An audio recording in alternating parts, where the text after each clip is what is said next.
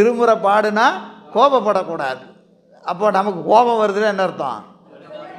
ஒழுங்காக பாடலைன்னு அர்த்தம்.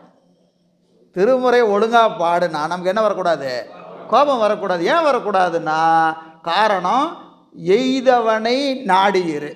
சிவபோசாரமே சொல்லுது. என்னதுங்க? எய்தவனை நாடியிரு. ஒரு துன்பம் வருதுன்னு சொன்னால் துன்பத்துக்கு யார் காரணம் இல்லைங்களா? ஒரு நாய்க்கு கூட சொல்கிற அறிவு இருக்கா இல்லையா? என்ன செய்யுது? கல்லை தூக்கி அடித்தா அது என்ன செய்யும்? கல்லையா போய் கடிக்குது? கல்லை எவன் வீசினானோ அவனை தான் போய் கத்துமே ஒழிய கல்லை கண்டுக்காது. எதுக்கு? நாய். நாய்க்கு இருக்கிற அறிவு நமக்கு இல்லை. ஏன்னா ஒரு வினை நமக்கு வருகிறது, ஒரு வினை நமக்கு வருகிறது, ஒரு துன்பம் நமக்கு வருகிறது. இப்போ துன்பம் வருகிறது என்று சொன்னால் வினை சடம். சைவ சித்தாந்தம் படிக்கிறோம், எத்தனை முறை படிக்கிறோம்? கண்மம் அறிவற்றது, மாயை அறிவற்றது, ஆணவமான அறிவற்றது. படிக்கிறோம் படிக்கிறோம் படிக்கிறோம், பல தொகுப்பாக படிக்கிறோம் இல்லையா? ஒரு துன்பம் நமக்கு வருகிறது என்று சொன்னால் அது தானே வராது, தானே வராது. இந்த துன்பத்திற்கு காரணம் என்ன? இதை நம் மீது எய்தியவன் யாரு? பெருமான் தான். அவன் தான் நமக்கு ஊட்டுறான்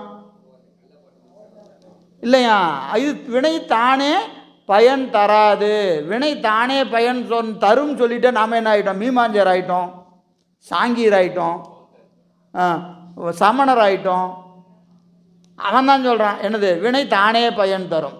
இப்போ நமக்கு துன்பம் வருது, துன்பம் இவனால தான் துன்பம் வந்தது, இவன் தான் என்ன இப்படி பண்ணான்னு சொன்னால் நாம் யார்? சமணன், மீமாஞ்சன், சாங்கியன், இவன்லாம் நம்ம தான். அப்போ வினை தானே பயன் தராதுன்னு சொன்னால் என்ன செய்யணும்? இதற்கு காரணம் யார்? பெருமான். சரி, அவர் ஏயா நம்ம மேலே விட்டார் அப்படின்னா நம்ம செஞ்சது தான். அது சுற்றி அங்கே போய் எங்கே வரும்? இங்கேயே தான் வந்து நிற்கும். இந்த பூமரங் மாதிரி விட்டிங்கன்னா அப்படியே ஊரெல்லாம் சுற்றிட்டு வந்து எங்கே இருக்கும்? அப்படியே கைக்கு வந்து நிற்கும். அது மாதிரி ஒரு துன்பம் வந்ததுனால அப்படி விட்டிங்கன்னா இவன் காரணமா அவன் காரணமா அவன் காரணமா? அவன் தான் ஏன் வீசினான்? அவன் ஏன் வீசினானா? நீ செஞ்சதாயா அவன் வீசினான்? நீ செஞ்சதான். அவன் திருமுறை படித்த இந்த தெளிவு நமக்கு வரணும். சரியா? அப்போ யார் மேலே கோபம் வரக்கூடாது?